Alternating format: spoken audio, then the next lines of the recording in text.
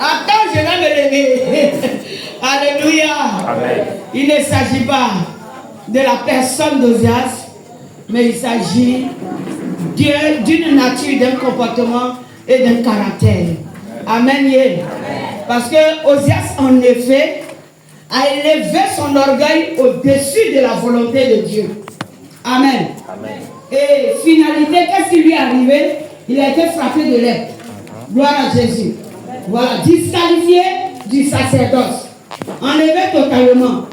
Et comme étant frappé de lèpre, tous ceux qui étaient associés à lui pour sa volonté, alors, eux aussi, ils étaient comment? Ah, aidez-moi, dites-moi. Tous ceux qui étaient associés à Osias dans sa volonté, ils étaient aussi disqualifiés. Gloire à Jésus. D'où le prophète Esaïe ne pouvait pas entrer dans l'exercice de son ministère comme il doit. Il ne pouvait pas le faire comme il se devait. Pourtant, en lui se trouvait un grand appel. Gloire à Jésus. N'est-ce pas Esaïe même qui a plus clairement annoncé la venue du Messie? Oui. Et si des prophéties sont citées même dans le Nouveau Testament, c'est plus les prophéties d'Esaïe, voilà, qui sont même citées dans le Nouveau Testament. Gloire à Jésus. Mais le chapitre 6 du livre d'Esaïe va nous dire, c'est après la mort du roi Osias qu'Esaïe pouvait voir le Seigneur sur son trône. Gloire à Jésus. C'est qu'en lui, la chose était disposée de voir le Seigneur, d'entrer dans les grandes visions. Mais impossible qu'il rentre dans cette vision parce qu'il avait un attachement à Osias qui marchait contrairement à la volonté de Dieu. On doit faire attention, n'est-ce pas? Amen. Faites attention aux Osias qui peuvent, par amour, vous entraîner loin de la volonté du Saint-Esprit. Gloire à Jésus. Amen. Et permet à l'Éternel qui t'a racheté de t'introniser. Parce que lorsque le Seigneur t'enlève dans le monde, alors il y a le temps où il t'établit. Quand je dis établi, ce n'est pas forcément que tu es derrière une chaîne. Alléluia. Ça dépend de ce que Dieu a décidé de te confier dès ton appel. Parce que Jésus-Christ de Nazareth ne rachète pas pour rien. Si un jour tu as pris la décision de te convertir, c'est que Jésus a quelque chose à faire avec toi. Il n'y a pas de chômeur dans le Seigneur. Il n'y a pas de chômeur à l'église. Si tu chômes, c'est parce que tu n'étais pas encore assis pour te connecter à l'Éternel. Il n'y a pas de chômeur dans le Seigneur. Quelqu'un peut me comprendre? On ne chôme pas en Jésus. Il n'y a pas à faire de dire, moi je ne sais pas ce que je dois faire. Il y a forcément quelque chose que tu dois faire. Ou peut-être tu n'aimes pas assez le Seigneur pour faire quelque chose. Ah, je vais choquer. Oui, vous savez pourquoi je choque? Parce que moi aussi, lorsque j'ai rencontré le Seigneur, j'ai connu le ministère qui était là, que le Seigneur m'avait confié. Amen. Quand le Seigneur m'a appelé, il m'a dit, je t'appelle afin que tu ailles dire aux hommes de se convertir, de changer de vie, pour que moi, l'Éternel, je puisse les sauver. Donc, je suis obligé de te dire, tout ce qui va t'envoyer à changer ta mauvaise position et de convertir à l'Éternel. Parce que la conversion, ce n'est pas le fait d'être présent dans une assemblée et de prononcer seulement le nom de Jésus. La conversion, c'est lorsque je suis actif pour le Seigneur. Amen. Alléluia. Amen. Mais comment être actif pour Dieu si tu n'as pas rencontré ce Dieu et qu'il ne t'a pas dit de manière personnelle ce pourquoi il t'a appelé? Alors, ça devient compliqué. Tu arrives dans une société, tu ne sais pas ce que tu dois faire. Je crois que le fondateur ne va pas tarder à te renvoyer parce que tu deviens une personne inutile. Tu n'as pas venu prendre son salaire comme ça à la fin du mois pour rien. On se comprend? Lorsque j'ai interrogé le Seigneur, il m'a dit, prends Jérémie.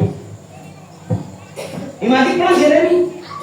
Et même le jour de ma consécration, il a repris la même chose. Je vous ai déjà donné ce témoignage. Et j'ai dit à mon fils Antinien de bosser par cœur.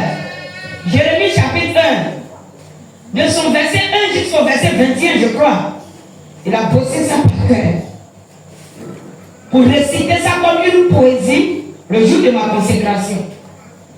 Parce que le Seigneur me disait, je fais ça pour que les hommes sachent que j'étais appelé. Sinon, j'étais déjà consacré depuis le ciel. Vous voyez? C'était intéressant. Mais ce qui m'a plu dans cette histoire, le jour de ma consécration, c'est que le pasteur qui avait été invité, qui ne savait pas où cette histoire-là, à qui je n'ai rien dit, est venu à la consécration. Et quand il a pris le micro, il dit, d'abord il a eu la consécration était samedi, il a eu un accident le jeudi. Donc du coup, il voulait annuler son voyage sur San Pedro pour la célébration. Et puis le Seigneur va lui dire, jeudi nuit à l'hôpital, vous dites arrange-toi pour aller sur San Pedro. Et puis voici ce que tu dois dire. Voici le texte que tu dois prêcher. Tu prends Jérémie 1, à partir de son chapitre 1 jusqu'au chapitre 21. C'est ce qu'il est venu prêcher. Et le Seigneur lui dit là-bas, cette servante, pour la fête de qui tu t'en vas prêcher là, je l'ai moins depuis le ventre. Et je l'ai choisie pour qu'elle soit ma prophétesse. Ouais. Ça c'est bon.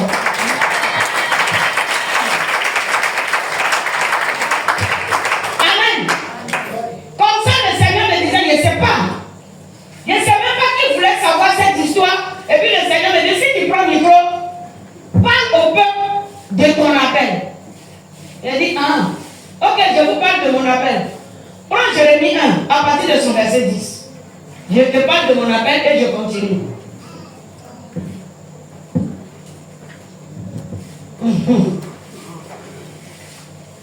Jérémie 1, ça c'est le texte de moi, mon appel. Ouais. On va pas commencer à 1. On va lire le verset 10.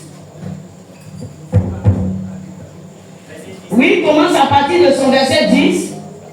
Jérémie chapitre 1. Oui. À son verset 10. Oui.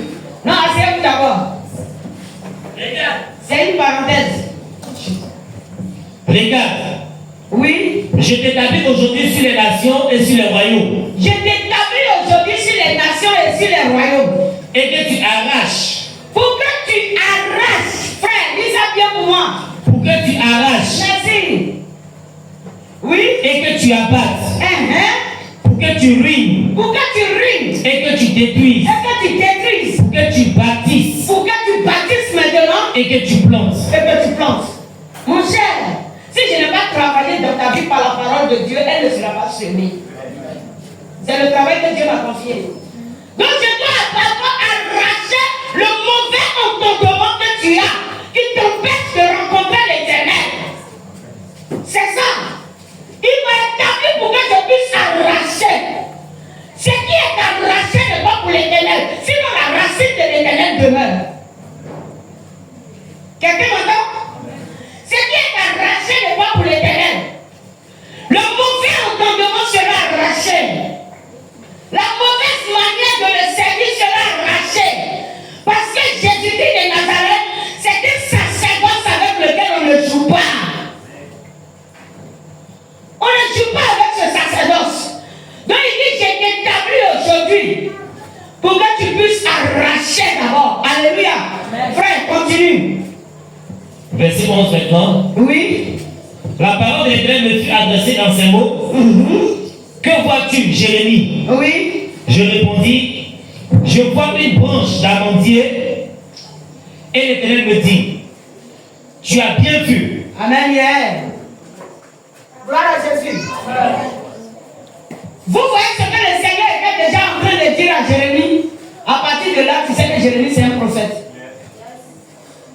Celui qui a la capacité de voir ce que le Seigneur lui montre, c'est un prophète. Alléluia. Et il me dit, tu es ma prophétesse. J'ai dit, moi ici évangéliste. Tu n'es pas évangéliste. Tu es ma prophétesse. Le plus souvent, quand je vais dans des lieux pour des programmes, j'enseigne, je fais ceci et cela. Les gens veulent m'attribuer assez de noms. Mais je sais ce que l'Éternel a dit que je suis. Ah oui, ce n'est pas ce que tu es en train de me dire du coup qui devient important. L'Éternel m'a dit tu es ma prophétesse. Il y en a qui disent non, toi tu es apôtre, tu es docteur. Ok, j'ai dit je vous comprends. Parce qu'en tant que prophète, on a des dons ministériels qui accompagnent. Ce sont les accompagnements. Sinon en réalité, c'est pourquoi l'Éternel m'a appelé, c'est ce que je suis en train de faire. Gloire à Jésus. Est-ce que quelqu'un peut comprendre qu'il a le droit de faire ce dont le Seigneur l'a appelé pour faire? Est-ce que tu es prêt pour le faire? Si tu veux le faire, Osias doit quitter ta vie. Parce que des gens ont cherché à embraser les ministères de leurs camarades. Non, il le voit. Lui, là, quand il passe, même et puis il fait sa main comme ça, il ne peut même pas passer dans le ranger. Les gens sont couchés à gauche et à droite. C'est ce que le Seigneur lui a donné. Amen. Quand le Seigneur te donne une capacité, exerce ce que l'Éternel a mis en toi et ne cherche pas pour ton projet. Ministère et les dons, on ne les achète pas au marché. Gloire à Jésus. Lorsque tu seras en train de faire ce que l'Éternel t'a confié, alors il viendra remplir le vase. Tu as un vase que l'Éternel veut remplir, afin que les nations qui ont soif viennent boire à ton eau. C'est ça. Mais tu es encore là, toujours en train d'avoir soif. Mais moi je viens chez toi, je dis j'ai soif. Toi-même je viens te trouver, tu as soif. Qui va donner l'eau à son ami? Ah, deux personnes ont soif ensemble. Tu ne peux pas aller trouver quelqu'un qui a faim pour dire donne-moi à manger. Si tu viens le trouver qui a faim, c'est parce qu'il n'y a pas la nourriture, n'est-ce pas? Sauf au verset 17, frère. Verset 17. Oui. Va au verset 17 parce qu'il ne veut pas tout. Et toi, Oui. Saint-Terrain, lève-toi et dis-le tout ce que je t'en donnerai. Il dit, aide-toi, Saint-Terrain. Et le Seigneur me parlait de cette manière. Il dit, aide-toi, Saint-Terrain. Lève-toi et dis-leur tout ce que je t'en donnerai. Vous voyez pourquoi j'ai dit quand j'ai le micro, j'ai la force. Ah mais oui, je suis obligé. Quand j'ai le micro, j'ai plus de force. Parce que quoi? J'ai appris à me laisser conduire par le Saint-Esprit. Le mot qu'il met, je fais sortir ça. Ça pourrait te choquer. Voilà. Donc, je commence par ça pour dire, supportez-moi alors. Ça peut aller? Amen. Ouais, parce qu'il n'y a pas de moment, hein. Quand j'écoute moi-même les mots qui sortent, je dis, toi aussi, tu parles trop net. Ah, mais si je ne parle pas, peut-être qu'il faut ce mot pour que toi tu comprennes là où Dieu te reprend. Il y a des personnes, quand on cajole le mot, la parole de Dieu, elle est déjà voilée. Quand on vient avec les mots voilés, on rend plus compliqué la parole. Dévoilons les choses. Parce que le prophète est celui qui vient pour enlever le voile sur quelque chose. Donc si je viens encore avec des propos voilés, est-ce que je t'arrange? Je ne t'arrange pas. Donc, on peut se comprendre, n'est-ce pas? Et on va se supporter. Ah oui, c'est très bien. C'est pourquoi Jésus nous bénit. C'était la parenthèse qui me concernait. Le Seigneur m'a dit en fin de compte, ils te feront la guerre, mais ils ne te vaincront pas. Ah ouais, ça c'est intéressant. Quand je suis avec toi pour te délivrer, dit l'Éternel des armées. Amen. Donc je n'ai pas peur. Ce qui fait que je n'ai pas peur, c'est ça. Il y a pas beaucoup de situations se présentent. Et puis les gens qui m'entourent ont peur. Et moi, je n'ai pas peur. Parce que je me dis que quoi? Si l'Éternel ne veut pas gérer telle situation, il n'enverra pas au-devant de moi. Amen. Et s'il ne veut pas gérer qu'il envoie au-devant de moi, c'est qu'il veut parler à la personne qui a la situation en main, qui a le problème. Gloire à Jésus. Parce qu'il y a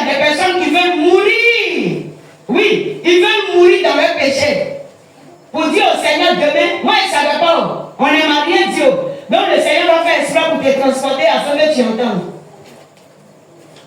Quand tu auras fini d'entendre et que tu vas demeurer dans ton entêtement et mourir, alors tu t'es accusé toi-même. C'est pourquoi j'ai dit un jour, je vous prêche la parole. Pour que, lorsque tu t'entêtes, tu sois plus accusé encore. Mais oui, si tu ne veux pas écouter, c'est pour que tu sois comment? Plus accusé. Si la parole ne t'a pas libéré, c'est que tu t'es condamné. Parce que la parole ne te condamne pas, mais elle vient t'éclairer que tu as besoin d'être libéré. Gloire à Jésus.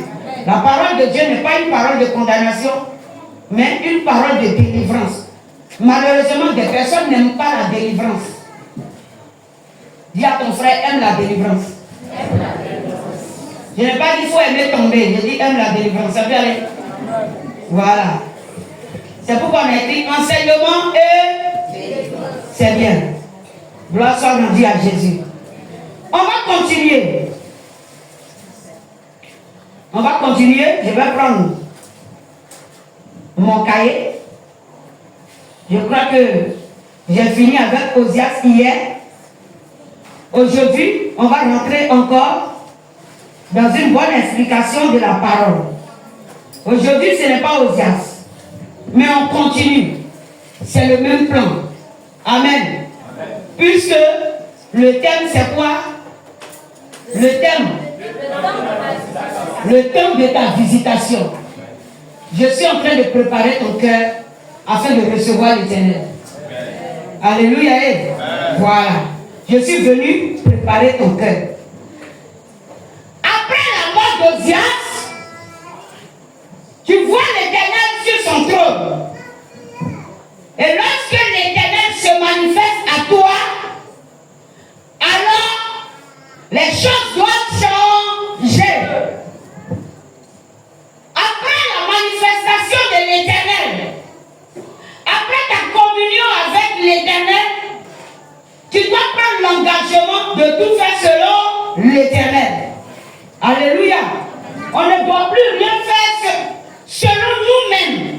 Mais nous devons maintenant tout faire selon l'Éternel. Nous allons prendre le livre de 2 Samuel. Hier, le sous-thème, c'était Osias doit mourir. Aujourd'hui, le sous-thème, c'est l'arche de l'alliance. Oui. Chaque jour aura un sous-thème. Aujourd'hui, c'est l'arche de l'alliance. Prends-moi 2 Samuel 5.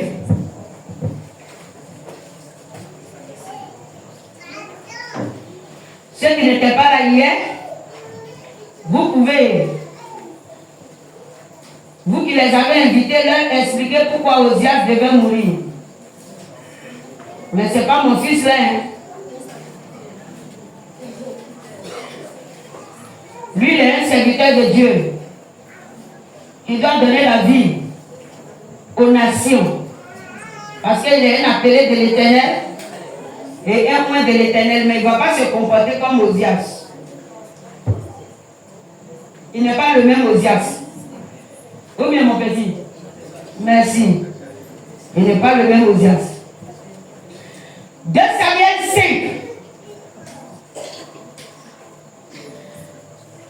Nous allons parler d'un homme que Dieu aime bien qui s'appelle David. Aujourd'hui, c'est David. Amen. Hier, c'était Osias. Ne vous en faites pas. Demain, ça ne sera pas Déborah. Merci. Parce que les gens vont croire que je cite leur nom. Parce que un Osias et un autre David, peut-être que demain, ça sera une Déborah. Et ensuite une autre Davila. Davila, c'est un nom biblique. Est-ce que vous savez ça? Voilà. Est-ce que tu sais comment on écrit ton nom? C'est D apostrophe. Avila. Dans le livre de la Genèse. Ok. C'est Avila. Pourquoi?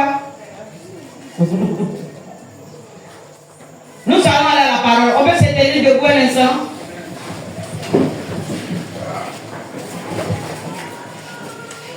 Si quelqu'un a sommeil à côté de toi, tu le fortifies. Ça peut aller? Amen. Tu lui donnes un coup de poing spirituel. Pardon, il ne faut pas donner coup de poing à quelqu'un. C'est la prophétesse qui a dit ça. Tu le fortifies, hein? Amen. Que Jésus nous bénisse. Oui? 2 Samuel 5, verset. À partir de son verset 1 à 5. À partir de son verset 1. Ouais. Toutes les tribus d'Israël vinrent auprès de David à Hébron et dit: Voici, nous sommes tes os et ta chair. Nous sommes tes os et ta chair. Ça veut dire quoi? Pour quelqu'un qui est de cette assemblée qui comprend les profondeurs. Nous sommes tes os et ta chair. À partir de là, vous pouvez comprendre ce qu'Adam a dit à Ève. Ah bon? L'os de mes os est chair de ma chair. Et vous pensez que le Seigneur lui a donné un somnifère et qu'il a fait une opération. C'est une erreur. Nous sommes tes os et ta chair. Ça veut dire quoi? Nous sommes de la même assemblée avec toi. Voilà. Nous sommes du même royaume. Nous sommes de la même assemblée. Nous marchons avec toi dans la même vision. Nous sommes tes os et ta chair. En réalité, c'est toi qui nous conduis. Mais nous marchons dans la même vision. Alléluia. Amen. Voilà. Quand on te dit que quelqu'un a pris l'os de ses os et la chair de sa chair, c'est-à-dire que c'est un pasteur qui a choisi dans l'assemblée son propre fidèle à qui il a inculqué la parole pour épouser. On va continuer. Ah oui. Ça va aller. Verset 2. Ouais. Autrefois déjà, lorsque Saül était notre roi, c'était toi qui conduisais et qui ramenais Israël. Autrefois déjà, lorsque Saül était notre roi, ça veut dire que là, l'assemblée va changer de roi, n'est-ce pas? Voilà. Donc lorsque Saül était notre roi, du coup on vient de conjuguer Saül au... Assez. Merci. On continue. L'Éternel t'a dit: Oui. Tu perdras mon peuple d'Israël et tu seras le chef d'Israël. Le temps Kairos est arrivé pour David et l'Éternel était en train de rappeler à David qu'il avait déjà été loin pour conduire ce peuple qui se trouve devant lui aujourd'hui. Amen. Assieds-toi un peu, on va continuer. Je vous ai dit que le temps Kairos c'était le temps de quoi? Le temps de Dieu. Et le temps Chronos c'était le temps. Alléluia. Il y a quelqu'un qui va décider de ton temps Chronos. Ça c'est ton affaire. Le seul temps que Dieu va aimer chez toi, c'est lorsque tu prends la décision de marcher selon lui. Si le Seigneur ne t'a pas dit va travailler comme tu veux travailler, ça c'est ton temps Chronos, ça n'a rien à voir avec le Kairos de Jésus. Ah oui. Amen. Quand le Seigneur t'a pas encore dit va te marier, que tu veux te marier, ça c'est ton temps Chronos. Mélangé au désir de ta chair et ça n'a rien à voir avec la décision de Dieu pour ta vie. Merci. Ça va te fatiguer, ça va te détruire. Ça va te transformer en Ève avec le serpent. Parce que tu vas te déconnecter de la vérité, de la parole et formuler toi-même ton propre enseignement qui te convient. C'est ça, le serpent. Ce n'est pas qu'un animal est venu ramper. Il y en a qui ont trouvé que non. C'est serpent-là, comme il avait les pattes, il est sorti premier avec Ève. Restez là. C'est qu'il va continuer de sortir. Gloire à Jésus. Enlevez ça dans vos pensées. Il n'y a pas serpent qui a enceinté Ève ici et puis elle a fait Caïn. C'est que Caïn devait ramper. Ah bon. Pourquoi Caïn il n'a pas rampé? Pourquoi Caïn n'a pas rampé? Et que c'est le serpent qui avait enceinté Ève. Il a enceinté Ève avec quoi-même? Ok, ça va. Comme vous dites les choses, vous ne vous posez pas assez de questions dans les profondeurs. Il était comment? Il enseignait avec quoi? Vous savez avec quoi on enseigne les gens? C'est pas enseigner avec quoi? Ok. Que c'est dans les oreilles? Il a fini de parler. Alléluia. C'était le temps qui était arrivé, le temps prévu par l'Éternel suis en train de lui dire ici, déjà même quand Samuel vivait, nous on est au courant de la prophétie. Alléluia. Quand on dit le Seigneur t'a appelé là, forcé. Même lorsque toi-même tu as reçu de la part de l'Éternel, les gens aussi vont recevoir prophétie là. Amen. Mais si tu n'as pas reçu, que les gens reçoivent seulement, mais pardon, prends le temps d'interroger Dieu. Parce qu'il y a des personnes, ils n'ont jamais entendu Dieu leur dire, je t'ai appelé. Bon, tu ne l'as jamais entendu te dire, il t'a appelé. Mais tu viens là, tu veux faire quoi? Tu viens travailler par rapport à qui? Par rapport à l'homme. Ça ne peut pas marcher. Herman, par rapport à l'homme, est-ce que ça marche? Voilà. Ça ne peut pas marcher. Tu peux être dans une assemblée où peut-être le pasteur n'a pas de responsable. Et puis on voit qu'en toi, il y a des qualités. Ce n'est pas obligatoirement que tu sois appelé, mais on a vu en toi des qualités qu'on peut te demander, voilà, d'exercer pour l'avancement de l'œuvre de Dieu. Mais après ça, le Seigneur va pouvoir aux besoins de son église et il te bénira à cause de l'œuvre que tu es en train de faire. Amen. Voilà, c'est comme ça. Frère, lecture. Verset maintenant. Oui. Ainsi tous les Israël vinrent auprès du roi à Hébron. Oui. Et le roi David fit alliance avec eux à Hébron, devant l'Éternel. Oui. Il mit David pour roi sur Israël. David était âgé de 30 ans lorsqu'il devint roi et il régna 40 ans. Amen. Amen. Oui. À Hébron, il régna sur Juda 7 ans et 6 mois, et à Jérusalem, il régna 33 ans. Sur tout Israël et Juda. Amen. Gloire à Jésus. Il faut t'arrêter là. Merci Seigneur. Le Seigneur, est-ce que le Seigneur n'avait pas déjà oint David? Est-ce que c'était les hommes qui étaient en train de oindre même? Qui avait déjà oint David? Le Seigneur l'a oint. Gloire à Jésus. Et ce jour-là, le Seigneur utilisait maintenant les hommes comme approbation pour l'intronisation de David dans son règne.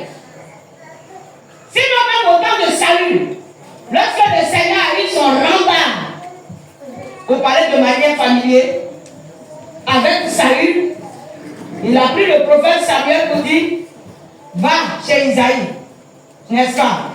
Voilà, là-bas, je me suis choisi quelqu'un qui va aller oindre la personne roi. Les recherches déclarent que David avait 15 ans. Quand Samuel est parti, on lui dit, petit enfant de 15 ans.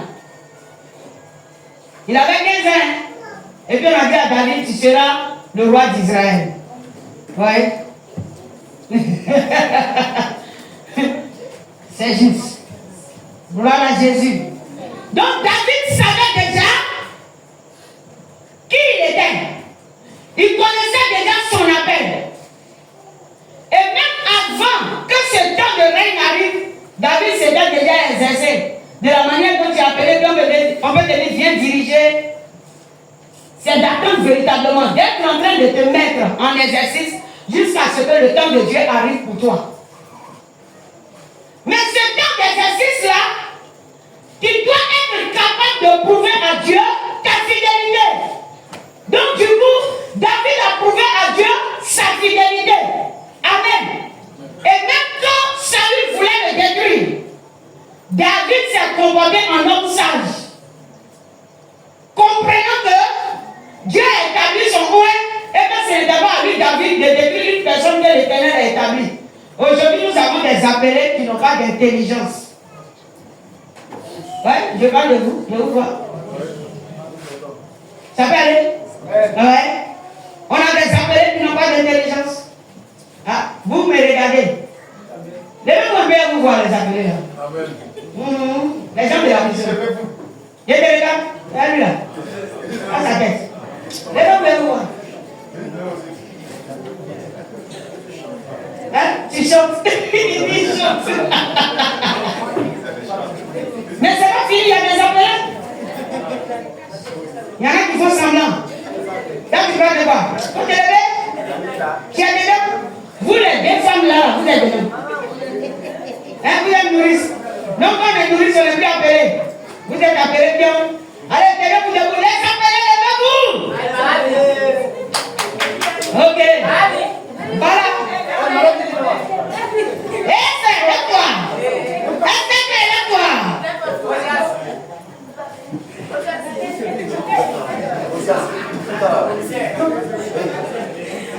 Ah bon? Ils sont beaucoup. Amen. Ok. On va dans la première panier. La voici. Gloire à Jésus. Asseyez-vous. Amen. Comportez-vous comme David. Amen. Hein? Comportez-vous comme David. Mais ça arrive. Il y a quelque part où, mais il a été bon. Oui, David a été bon quand même sur la page. Alléluia. Et lorsque l'Éternel vient te rencontrer,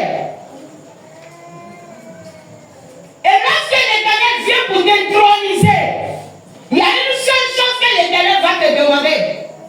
Tu ne vis plus pour toi, tu dois vivre pour l'Éternel. Dis à quelqu'un, lorsqu'on rencontre l'Éternel, on ne vit plus pour soi. Lorsqu'on rencontre l'Éternel, on ne vit plus pour soi. Faut lui dire ça très fort, il n'a pas compris. Lorsqu'on rencontre l'Éternel, on ne vit plus pour soi. Alléluia. Amen. Prends le verset 17. On va continuer. Verset 17. Oui.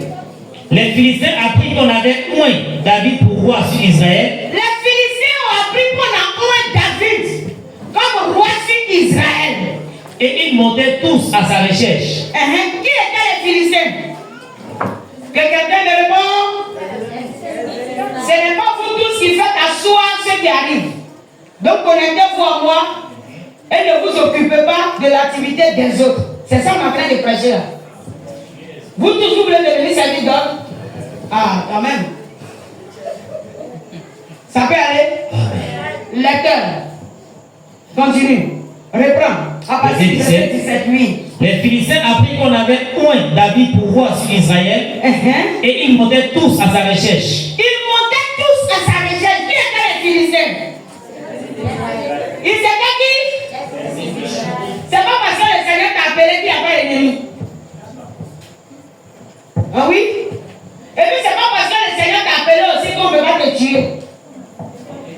Tu ne sais pas que tu vas mourir. Tu sais pourquoi? Tu sais pourquoi tu peux mourir? Tu peux mourir si tu n'écoutes pas l'Éternel.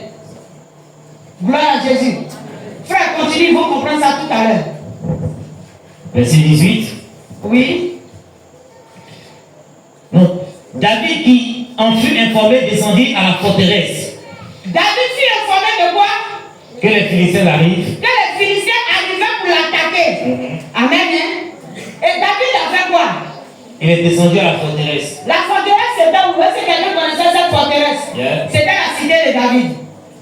Il s'est bâti une cité à Jérusalem. Une cité qu'il a bien fortifiée.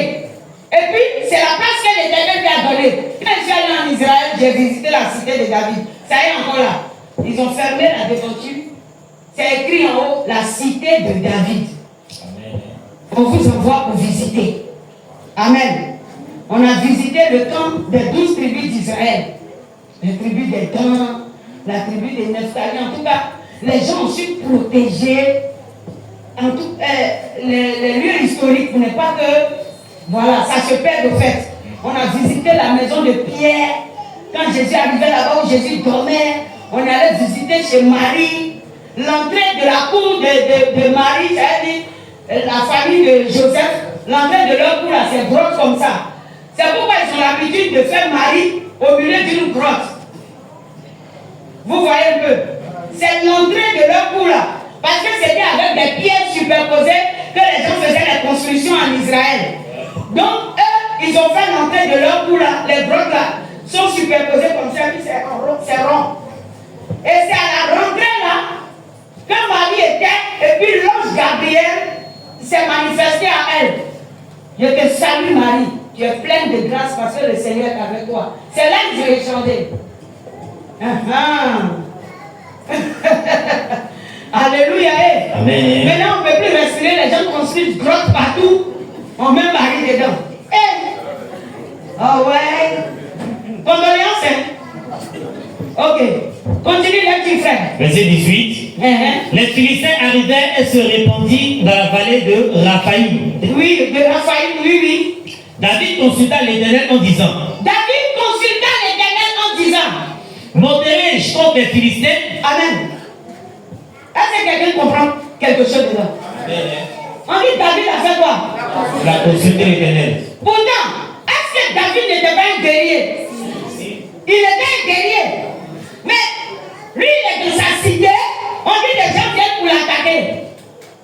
Je sais que si c'est toi là, il y a longtemps tu as mis jeûne et prière. Tu es descendu dans une bataille où l'Éternel t'a pas envoyé. Oui. Tu finis de mettre jeûne et prière, c'est là qu'ils vont taper dessus même. Jusqu'à quoi t'es déplacé, t'es penché, orteil est tordu. Merci. Et qu'on appelle maman. Même je suis quitté d'un long jeûne là. Mais même je ne comprends même pas même. Toi qui ici est déplacé, orteil est tordu, le tête est penché. La démarche est devenue autre chose. Après une bataille. Pourquoi la démarche change après la bataille? Parce que l'Éternel n'a pas envoyé. Tu t'es comporté comme un martyr. Et alors tu es resté hospitalisé. Voyons. Voilà. Acclame le Seigneur, c'est bon pour ça.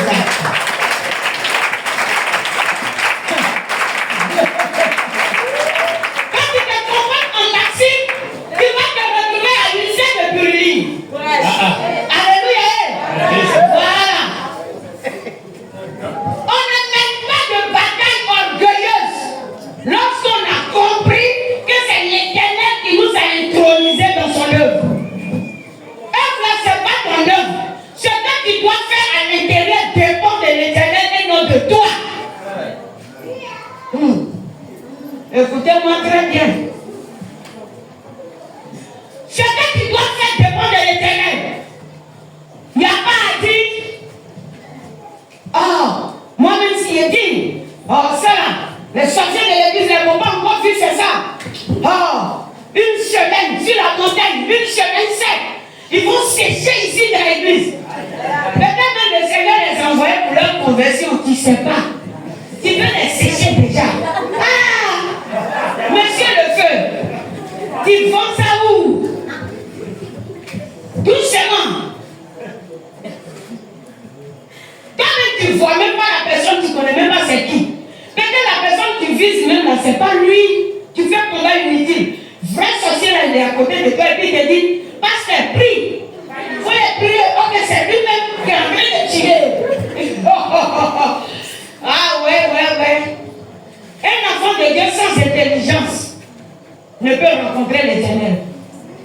Quelqu'un comprend? Un enfant de Dieu sans intelligence ne peut rencontrer l'Éternel. Je prépare ton cœur à la veillée du vendredi. Gloire à Jésus. Frère, continue-moi la lecture. Monterai-je contre les Philistins? Il dit, Seigneur, est-ce que tu vas monter contre eux? Tu veux que je mène la bataille là? Parce que je sais, tu m'as choisi, je suis un guerrier. Si c'est palabre, je sais faire. Comme toi, l'Éternel, tu aimes ton palabre. Mais comme les palabres ne sont pas mes palabres, que ce sont tes palabres, est-ce que je dois sortir pour aller me battre? Le Seigneur lui a dit quoi? Il dit, les livreras-tu entre mes mains? Est-ce que tu vas les livrer entre mes mains? Et l'Éternel dit à David, Oui. monte, car je livrerai les Philistins entre tes mains. C'est fini. L'Éternel vient de parler. Donc lorsque tu vas avec la potion de l'Éternel, ah oui, tu vas avec confiance. Oh non, rien ne t'arrête. Moi je dis, dès que le Seigneur parle, je n'ai plus peur d'une bataille. C'est mon principe qui est là. Dès que le Seigneur parle, le monde entier n'a pas venu se mettre à côté de moi pour dire non, je ne veux pas les écouter. Je ne veux pas t'écouter. Parce que ce n'est pas toi qui m'as intronisé dans l'œuvre que je fais, c'est l'Éternel. Donc tu ne peux pas me dire non. Ma mère ne peut pas dire non. Mon père ne peut pas dire non. Mon frère ne peut pas dire non. Et mon mari même ne peut pas dire non. Monsieur Kasso, sois béni parce que tu es serviteur de Dieu. Il connaît. Il est converti, le fait. Il ne peut pas dire non. Parce que lui-même, Il veut que les nations soient libérées. Amen. Gloire à Jésus. Amen. Amen. Au contraire, il est d'accord avec moi quand l'Éternel dit oui à une bataille. Amen. Bravo. C'est clair. Amen. Moi, j'ai reçu des malades qui étaient graves. J'ai reçu des malades où, quand ils sont entrés chez moi, ceux qui étaient remplis de bagages sont sortis. Parce qu'on ne peut pas supporter leur odeur. Ah oui? Vrai ou faux? Ouais. Ah, des gens savent. Parce que quand je parle avec des témoins. Des gens sont témoins. Des malades qui sont arrivés. Et puis les personnes qui étaient là avant eux ont pris le bagage, ils sont sortis. Parce que l'odeur de cadavre était présent. Des gens qui sentaient le cimetière. Et puis ils sont arrivés. Et puis je regarde l'Éternel, il dit Seigneur, tu dis quoi? Je me rappelle de Dieu. Et puis le Seigneur m'a dit, je vois comme la vision sous mes yeux encore. C'est comme dans l'angle de mon salon, je pouvais voir le Seigneur qui est là. Ses bras étaient comme ça croisés. Et puis il me regardait. Et puis j'ai dit, Seigneur, c'est comment? Il dit, mais si tu veux, pour toi j'ai la guéri. J'ai dit, Seigneur, je veux. Pourquoi il a dit, il ne veut pas? Oui. Ça faisait peur. Mais j'ai dit, Seigneur, je veux. Le Seigneur dit, ok, donc plus loin. Ça m'a suffi. Ce que le Seigneur m'a dit m'a suffi. La femme avait la langue enflée. Elle avait déjà fait plus de 2 semaines. L'eau ne pouvait pas passer dans sa bouche. Les lèvres étaient, je ne sais pas comment je vais dire, mais on a seulement déposé un chiffon au niveau de sa poitrine pour que la salive tombe dedans constamment. Donc au-delà de ça, tu ne pouvais pas. Ah oui. Elle se promène souvent pour évangéliser. Souvent, ouais. C'est ça. Un jour, elle est venue me saluer. Et quelquefois, elle parle aux gens. Que, si ton mari ne va pas là, il y a une maman, elle est au lac à quelque part, il faut aller là-bas. Elle parle ça aux gens. Et les gens viennent me trouver pour dire, il y a une de tes filles là, elle s'appelle Rosine. Je dis oui. Elle est quittée loin. Hein. Je dis en tout cas, comme elle te l'a dit, elle est quittée loin. Mais Jésus est toujours Seigneur. Amen. Alléluia. Sa santé effrayait. Mais je n'ai pas eu peur de sa santé parce que je sais en qui j'ai cru. Si Jésus me disait non, j'allais dire à ses parents, allez-y avec elle. Mais le Seigneur m'a dit, si je veux, il va la guérir. J'ai dit, je veux. Il dit, il faut prier pour elle. Donc c'est terminé, ça suffisait pour que je dise aux parents, laissez-la. Elle a fait 6 mois. Oui, c'était pas un petit mal. Elle a fait 6 mois. C'est elle qui est venue à un moment au dîner, avec ta grande soeur. C'est elle que ta grande soeur envoyait chez moi. Pourtant, je ne sais pas qu'aujourd'hui, toi, tu allais dans mon assemblée. Et puis elle ne savait pas. C'est elle qui t'a dit que je connais maman Kassolon. Elle sait pourquoi elle t'a dit ça. Ce jour-là, quand ils sont arrivés chez moi, personne même de la famille n'était convaincu que leur fille allait vivre. Elle n'arrivait plus à parler. Elle ne disait plus mot. Mais ce même jour, j'ai fini de prier. Et puis j'ai béni l'Éternel. J'ai pris un verre d'eau. J'ai prié sur le verre. Et puis je lui ai donné à boire. Pourquoi je lui ai donné à boire? Parce que quand j'ai fini de prier, elle a ouvert sa bouche, elle dit, j'ai soif. J'ai dit, ce jour-là, c'est des guéris. Et tous ils ont dit, qui a parlé? On dit, c'est Rosine. Il vient et dit, hein? Rosine, c'est toi? Oui, je veux boire de l'eau. Et puis, elle avait un autre qui était dedans, elle est venue dire, Jésus là, il a son vrai frère. Je dis, mais Jésus n'a jamais été faux. Il demande s'il a son vrai frère. Il dit, Jésus a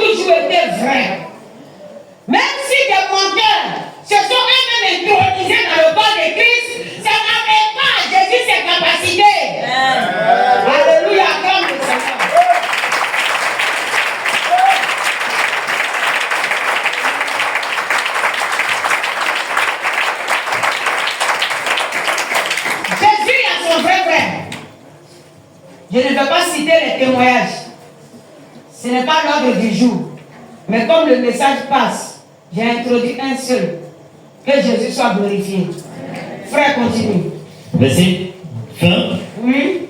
David vient à Baal-Pératsim, Oui. où il est bâti. Où il est bâti. Parce que l'Éternel lui a dit quoi? Faut aller, je l'ai dit contre tes mains. Ok, continue, frère. Puis il dit, Oui. l'Éternel a dispersé mes ennemis devant moi, C'est ça. comme des eaux qui s'écoulent. L'Éternel a dispersé mes ennemis devant moi comme des eaux qui se coulent. C'est-à-dire que je ne peux pas une difficulté dans la bataille ça. Ils sont beaucoup, mais je n'ai pas eu de problème. Pourquoi? Parce que l'Éternel avait déjà décidé de disperser mes ennemis. Quand tu es monté dans ta bataille, dans toutes tes jeunes prières, quand tu as commencé à manifester ton zèle bizarre, qui t'a intronisé? Question. Tu n'as pas fini de rencontrer l'Éternel et puis tu veux rentrer dans la bataille. Tu viens te convertir. Il y a une seule chose que l'Éternel te demande, la rencontre entre lui et toi. Va rencontrer l'Éternel. Lorsque l'Éternel est là, ce n'est pas toi qui mènes la bataille. Demain, on verra ça encore. Le sous-titre de demain, la bataille n'est pas mienne. Ça, c'est pour demain. Mais aujourd'hui, je vais d'abord te parler de l'âge de la messe. Gloire à Jésus. Qui t'a envoyé dans ton combat? Cherche à rencontrer l'Éternel. Cherche à savoir qui tu es. Cherche à savoir pourquoi il t'a enlevé dans le monde. Attache-toi à lui. Et marche dans sa nature. Et les vertus de Dieu. Et marche dans le comportement du Saint-Esprit. Ça peut aller? Amen. Si tu as sauvé la femme Jésus.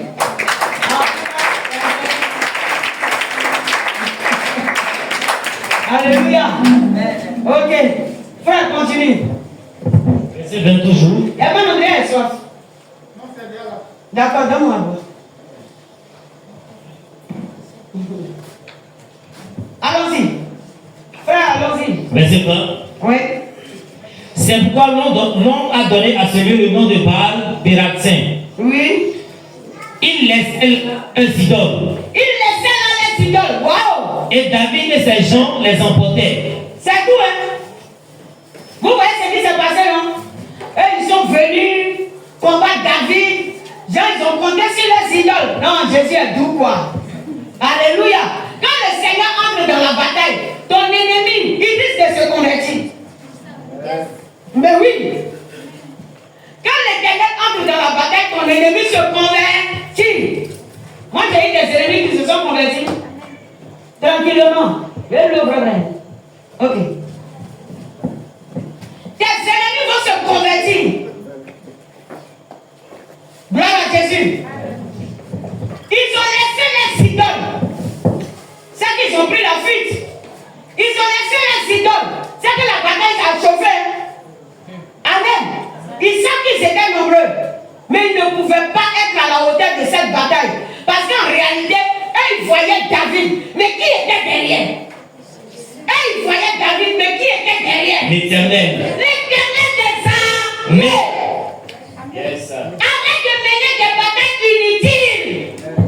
Laisse le Seigneur qui t'a appelé faire le travail à ta place. Amen. Ah mais oui. Tu m'as pas dit amen très fort.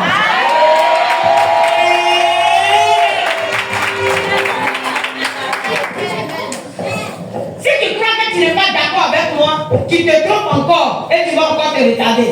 Parce qu'en réalité, les démons là, tu as déjà vu, tu as attrapé sa main pour dire allons à la police, j'ai été frappé aujourd'hui, tu as déjà vu. Mais alors, le problème est où?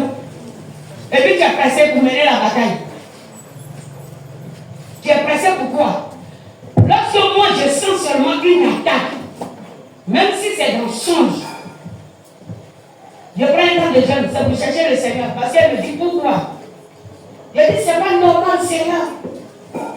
C'est pas normal que je sois touché. C'est pas normal que dans mon songe, il y ait combat. Et que l'ennemi m'ait fait déjà tomber une fois. À cause de quoi? Non, je dois être toujours debout. Je ne suis pas d'accord que je tombe. Si je suis tombé, je prends un temps de jeûne pour demander pardon au Seigneur. Sûrement, il y a quelque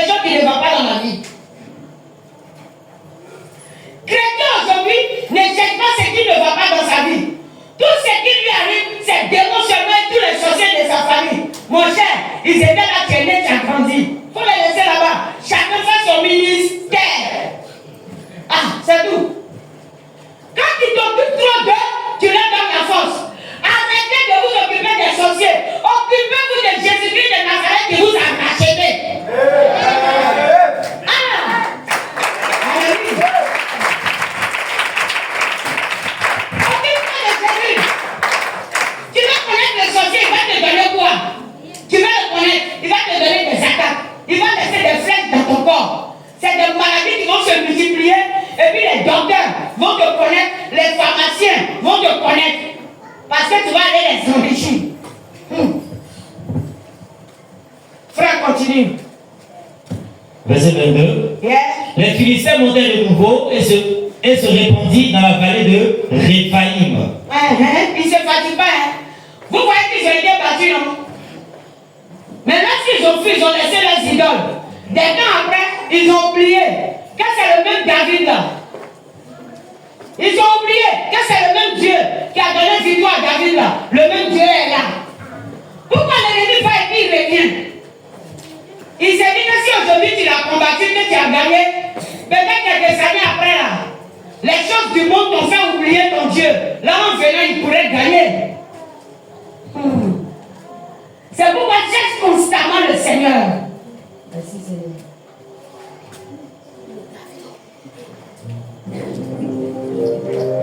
Excusez-moi.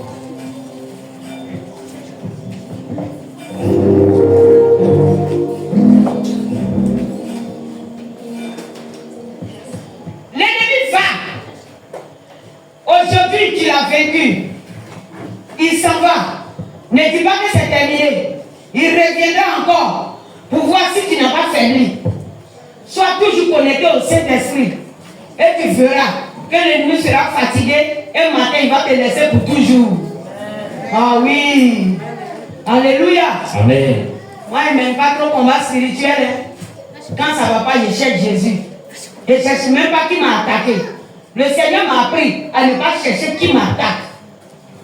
Ce côté-là, ce n'est pas pour moi. Ce spirituel-là, là-bas, c'est Jésus qui combat à ma place. Alléluia. Ce que moi je dois faire, c'est ça qui est là.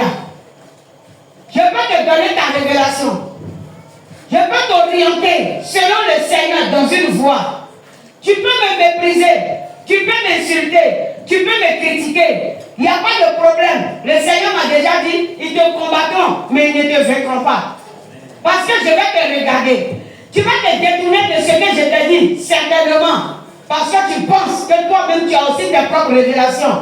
Mais tant que c'est l'Éternel qui m'a établi, tu reviendras me trouver. Oh oui, j'aime dire à mes enfants, je suis un carrefour. Parce que c'est l'Éternel qui a voulu que je sois ceci. Alléluia. Va. Et n'écoute pas aujourd'hui. Si tu veux dans 10 ans, tu reviendras me trouver. Il est mieux que tu écoutes maintenant que de perdre du temps. On peut aller. Verset 22. Oui. Les Philistins montèrent de nouveau et se répandirent dans la vallée de Réphaïm. David consulta l'Éternel. Il consulta l'Éternel. Et l'Éternel dit. L'Éternel lui dit. Tu ne monteras pas. Ah. Tout n'est pas derrière. Première fois, l'Éternel lui a dit quoi? Monte. Et puis il a fait quoi? Les montants. Cette fois-ci, l'Éternel dit. Tu ne monteras pas. Voilà. Mais allons-y. Qu'est-ce que l'Éternel dit par la suite? Tu ne monteras pas. Oui. Tourne-les par derrière. Oui. Et tu arriveras sur eux vis-à-vis des mûriers. Amen. Vous voyez comment c'est important d'attendre toujours l'ordre de l'Éternel. Si David n'avait pas interrogé l'Éternel de manière précipitée, il allait mener la même bataille de la même façon et puis on allait le gifler. Il dit, de la même façon, on le gifler, il va venir se coucher comme Maxime. Il a dit ça aujourd'hui, le 3-0. Ouais, 3-0. Amen. Quoi qu'il soit un guerrier, il sait faire ses jeûnes comme Maxime, il sait faire les 10 jours à 7, les 14 jours à 7. Ah, mais c'est bien, moi c'est David, il aime interroger l'Éternel. Maxime ne sait pas interroger l'Éternel. Ok. Ça fait 4. S'il n'a pas pris 20 buts avant la fin. Alléluia. Amen. L'Éternel dit cette fois-ci tu ne montes pas. Mais voilà la manière dont tu vas mener la bataille. Parce que tu dois comprendre que le spirituel c'est Jésus qui voit là-bas et qui sait comment les choses peuvent se passer. Il connaît la position de l'ennemi.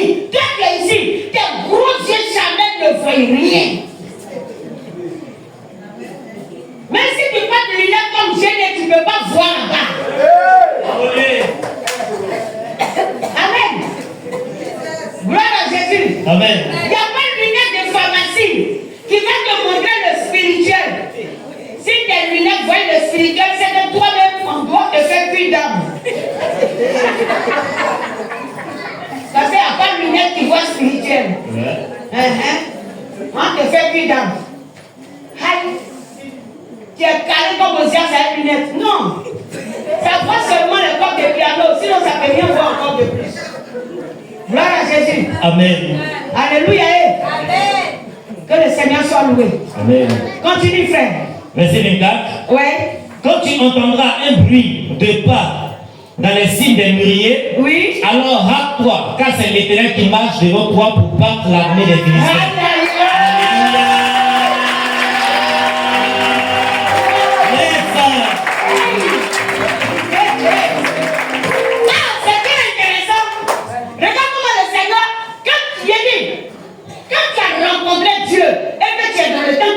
Saint-Esprit.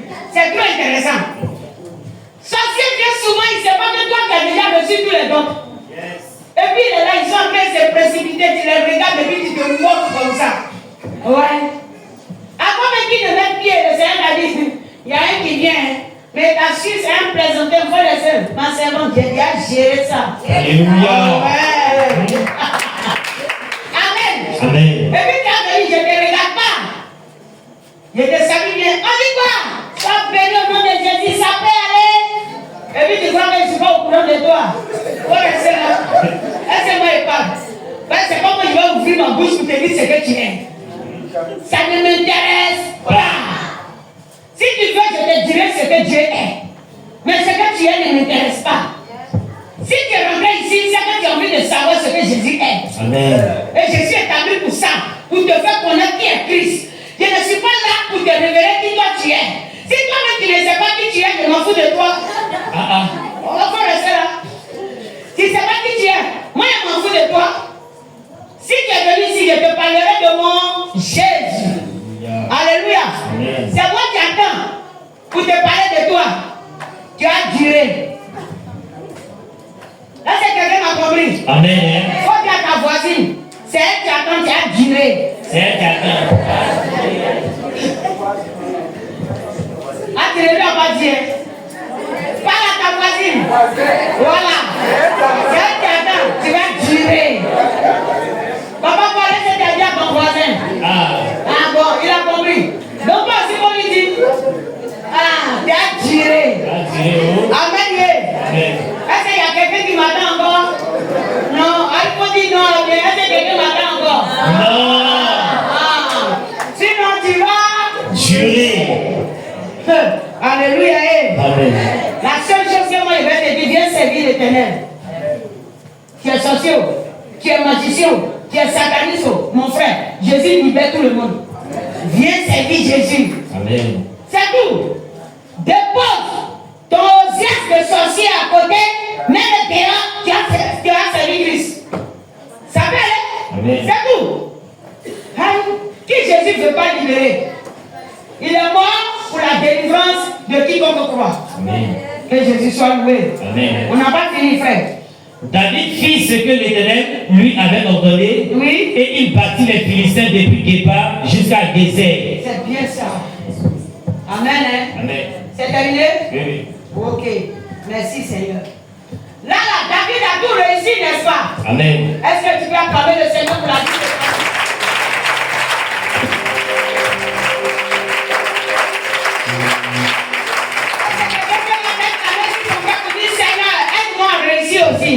Seigneur, aide-moi à réussir aussi. Dis ça encore une fois. Seigneur, aide-moi à réussir aussi. Et une troisième fois. Seigneur, aide-moi à réussir aussi. Amen. Amen. Alléluia. Amen. Donc tu vois, quand tu es dans le temps Kairos, c'est intéressant. David était dans le temps de Dieu. Et dans le temps de Dieu, il a compris qu'il fallait interroger le Seigneur. Mais à quelque part que les choses commencent à aller trop avec bon zèle. Oh, attention à l'onction quand c'est trop excédé. Quand l'onction devient excès, ça devient compliqué. David n'a pas le temps. Parce qu'à chaque fois le Seigneur dit va, il gagne les guerres. C'était très bien. Mais quand le temps est arrivé, où l'Éternel a fait comprendre à David qu'il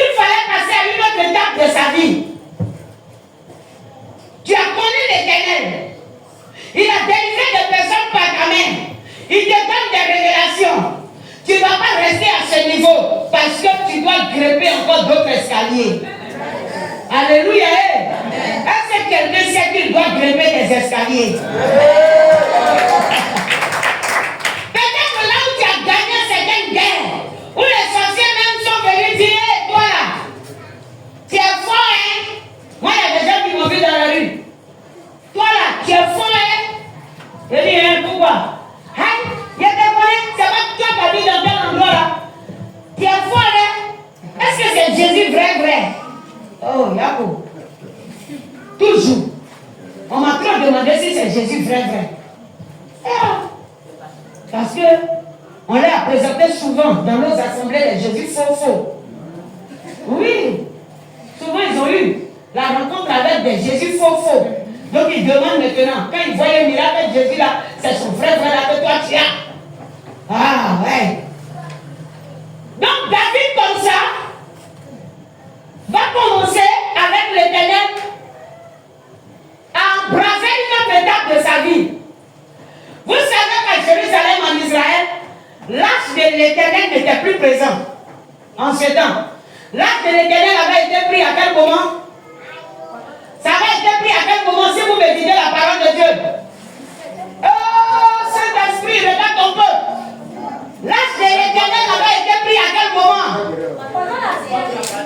Pendant quelle guerre? Oh, les Philistins sont venus arracher ça dans la main d'Élie. À Silo, n'est-ce pas? Et puis c'est parti avec les Philistins. Est-ce que l'arche a pu rester chez les Philistins? Non. Qu'est-ce qui s'est passé? L'Éternel les a frappés de toutes formes de plaies. Amen. Là où ils ont déposé l'arche dans la maison de leur Dieu, foutaise, le Seigneur renversait d'abord. Yes. Amen. C'est ça le Seigneur. Alléluia. Gloire à Jésus. Quand ils sont venus, ils ont vu Dagon à terre, ça les a pas suivis, ils l'ont redressé. Le Seigneur dit d'accord, c'est parce que je ne l'ai pas dépiécé que vous le redressez. Le lendemain, ils sont venus voir tête à gauche, bras à droite, pied au nord. Alléluia. Ça, c'était ça le Dieu qu'ils adoraient. Et rapidement, ils ont trouvé bon de faire sortir l'arche de l'Éternel de chez eux. Et là, quand l'arche de l'Éternel est quittée là-bas, c'est arrivé chez Abinadab. Amen. Yeah. Voilà. Mais ce n'était pas dans la cité de David. Gloire à Jésus. Donc je crois que l'arche de l'Éternel a fait combien d'années chez Abinadab? Qui connaît? 110 ans? 40 ans? J'ai oublié le temps. C'est pas le nom. Le temps. Mais pourtant ça a mis du temps. Parce que tout le règne même de Saül, l'arche de l'Éternel était toujours là-bas chez Abinadab. Alléluia. Lui aussi, il était un sacrificateur. Un lévite, bien sûr. Donc, il gérait le sacerdoce avec son fils Éléazar, je crois. L'arche de l'Éternel était là-bas. David maintenant prend la décision. Il dit, ce n'est pas normal que l'arche de l'Éternel reste loin. Il faut que l'arche de l'Éternel revienne à Jérusalem. Alléluia. Il s'en va pour chercher l'arche de l'Éternel. 20 ans. Merci. Sois béni. Si tu me disais 70 ans, il y aurait dit, mais David lui-même n'est pas mort. Ok. Merci. 20 ans. Ok, je suis d'accord. Chapitre 6. Écoutez, soyez connectés, s'il vous plaît. Oui. Verset 1er. David rassembla encore toute l'élite d'Israël au nombre de 30 000 hommes. Au nombre de 30 000 hommes. Et David avec tout le peuple qui était auprès de lui se mit en marche pour parler Juda. Pour faire monter de là l'arche de Dieu. Pour faire monter l'arche de Dieu, oui. Devant laquelle est invoqué le nom de l'Éternel des armées, qui réside entre les chérubins au-dessus de l'arche. Alléluia. Il mit sur un char neuf l'arche de Dieu et l'emportait de la maison d'Abinadab sur la colline. Uza et Ashjo, fils d'Abinadab, conduisaient le char neuf.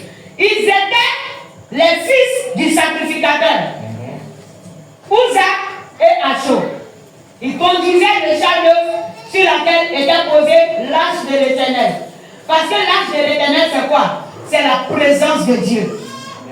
L'arche, c'est la présence de Dieu. C'est pourquoi l'arche se trouvait dans le lieu très saint du tabernacle. Mais dans la réalité, ce n'était qu'un symbole utilisé. Parce que l'arche de l'Éternel, c'est Dieu. Et où est-ce que Dieu veut se retrouver? Où est-ce que Dieu veut se retrouver? C'est tout. Il a dit que ton corps est le... Donc ton corps est le tabernacle du Seigneur. Amen. Oui, ce tabernacle, il faut que tu sanctifies afin que l'arche puisse demeurer à l'intérieur. Alléluia. Amen. Donc, ils ont commencé à transporter l'arche de l'Éternel. Amen. Amen. Allons-y voir ce qui s'est passé. Verset 4. Oui. Il l'emportait donc de la maison d'Abinadab sur la colline.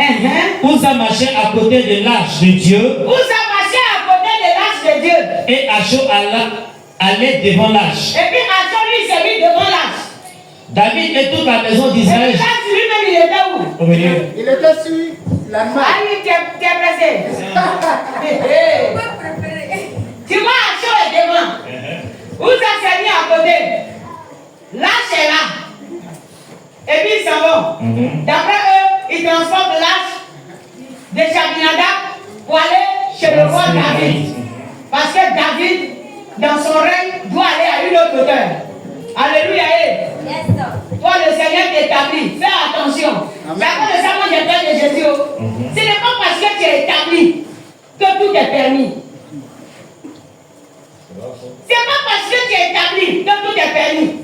C'est pas parce que tu es responsable, je ne sais pas, tu es responsable de jeunesse, tu es responsable de service d'autres, tu es responsable d'intercession. Non. Souvent quand ils sont responsables un peu seulement là, tu les vois, hé, mon fils, et toi ma fille, viens. C'est grand papa là, il reste là, tu ne peux même pas dire papa, tonton, une personne qui est plus âgée que toi. Tu ne peux même pas avoir un nom de respect parce que tu es responsable. Ma fille,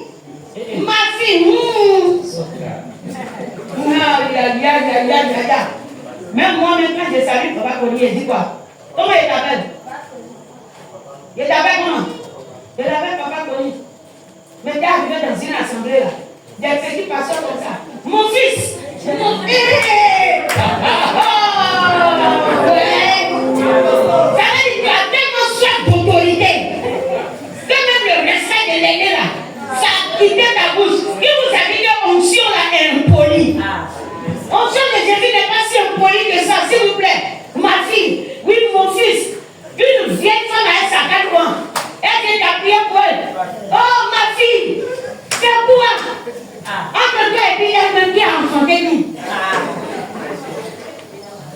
Vous oubliez la bonne éducation que les parents vous ont donnée à cause d'une autorité. Seigneur, pardonne-moi. Ma fille. Hey, vous êtes pressés.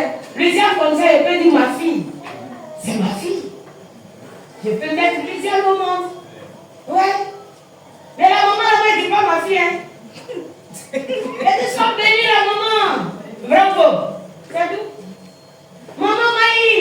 Elle a dit, alors, maman Maï m'appelle peut-être, elle a un problème. Oui, ma fille. Dis-toi pour moi, j'ai vu ça au monde. Oh. En un mot, soyons sages. Dis à quelqu'un, sois sage. Sois sage. Dis-lui, l'onction ne rend pas impoli. L'onction ne rend pas impoli. Ça va aller. Frère, continue. Verset 5. Verset 5. Yeah. David et toute la maison d'Israël jouaient devant l'Éternel de toutes sortes d'instruments de bois, de cèpes, de cyprès, des harpes, des luttes, des tambourins, des sistres et des cymbales. Lorsqu'il fut arrivé à l'ère de Nacon, Uza étendit la main vers l'âge de Dieu et la saisit, parce que les bœufs la faisaient pencher. La colère de l'Éternel s'enflamma contre Uza, et Dieu le frappa sur place à cause de sa faute. Uza mourut là, près de l'âge de Dieu. Voilà l'affaire. Dieu là aussi, il est compliqué. Mais est-ce qu'il est compliqué en réalité? Non. Il y a la volonté impositive de Dieu. Il y a des choses que le Seigneur va imposer. C'est sa volonté. On n'a pas besoin de faire autrement. Si tu ne veux pas respecter les dogmes que l'Éternel t'établit au-devant de toi, tu vas mourir. Afin de servir Dieu, il y a un respect obligatoire dedans. Dis à quelqu'un, ça ne se discute pas, ça se respecte. Ça se discute pas, ça se respecte. C'est tout. Il y a des choses dans le Seigneur, ça ne se discute pas. Il n'y a pas à faire de dire je ne veux pas. Tu ne veux pas parce que tu es qui? Tu ne veux pas, tu es qui? Même quand le Seigneur te dit, venez et plaidons. Si vos péchés sont noirs comme le cramoisi, je les rendrai blancs comme la neige. Parce qu'il voit que tu es en train de rétrograder. Reviens. C'est qui t'avait dit, t'as dit non, il revient de dire ça. Tu t'en vas, il faut rétrograder. Il est prêt pour te pardonner. Quand il revient, il te pardonne, non? Il finit de te pardonner. Et puis il ramène la chose devant toi. Ça t'attend. C'est là que tu l'as laissé. Tu vas revenir. C'est là où vous allez recommencer. Le carrefour qui laisse le Seigneur, c'est au même carrefour il t'attend, il ne bouge pas. Ah, c'est un qui bouge et puis il ne va pas marcher dans tes pas. C'est toi qui as appelé à marcher les pas dans ses pas. Lui, il ne va pas marcher dans tes pas. Donc si tu crois que tu as laissé Jésus à quelque part, mon cher, retourne, il est là, au même carrefour il t'attend. Quand tu finis de faire des bêtises ici, on te met sous discipline, tu sors. Tu crois que tu vas enrôler notre pasteur. Sache que c'est le même Dieu. Partout où tu es, il te voit. Le pasteur peut te cautionner, mais l'Éternel ne t'a pas cautionné. C'est le piège pour ta vie. C'est ça le piège pour ta vie. Arrange-toi pour t'accorder avec l'Éternel pendant qu'il est temps. Alléluia. Tout ça, viens attraper l'âge de l'Éternel. Est-ce qu'il a raison? Pourquoi tu penses qu'il n'a pas raison? Il connaît son rôle. Il est fils de sacrificateur. Il est lévite. Lui-même vous est lévite. Les Philistins, eux, sont des étrangers. Ce sont des animaux. Ils n'ont rien à voir avec la loi du Seigneur. Tel que Néhémie pouvait le dire pour la construction du temple de Jérusalem. Vous n'avez pas de part. Mais nous construirons le temple de l'Éternel. Parce que nous avons notre part à l'intérieur. Alléluia. Amen. Les Philistins n'ont pas de part. Ils pouvaient mettre l'âge de l'Éternel sur des animaux pour que ça arrive à Jérusalem. Mais lorsque ça entre à Jérusalem, est-ce que ça va rester sur le dos des animaux? Non. Non. Non. L'Éternel veut que tu transformes l'arche sur toi, ton épaule. L'arche de l'Éternel, c'est la décision que Dieu t'a donnée. L'Éternel te pose une chose. On ne change pas la chose. Prends le jour de l'Éternel, pose-le sur ton épaule. Ah, c'est tout.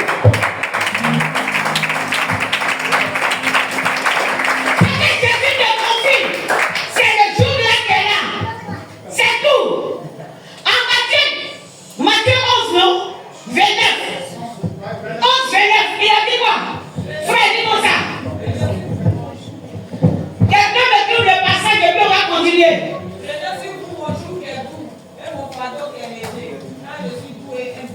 Merci. Alléluia. Elle a récité ça par cœur. Ça c'est propre. C'est Matthieu 11, 29. Vérifiez, s'il vous plaît. 11, 29. Oui. C'est tout. C'est Matthieu 11, 29. L'Éternel dit quoi? Il dit prenez mon joug sur vous. C'est tout. Et recevez mes instructions. Et recevez les instructions. Je t'ai imposé quelque chose. C'est ma volonté. Je te l'impose. Il n'y a pas de choix. Il n'y a pas à dire je vais voir. Il n'y a pas à dire je vais réfléchir. C'est moi l'Éternel qui t'a racheté. Qui t'a payé à mon œuvre. C'est moi qui te parle. Il n'y a pas de réflexion d'homme. Il n'y a pas de négociation.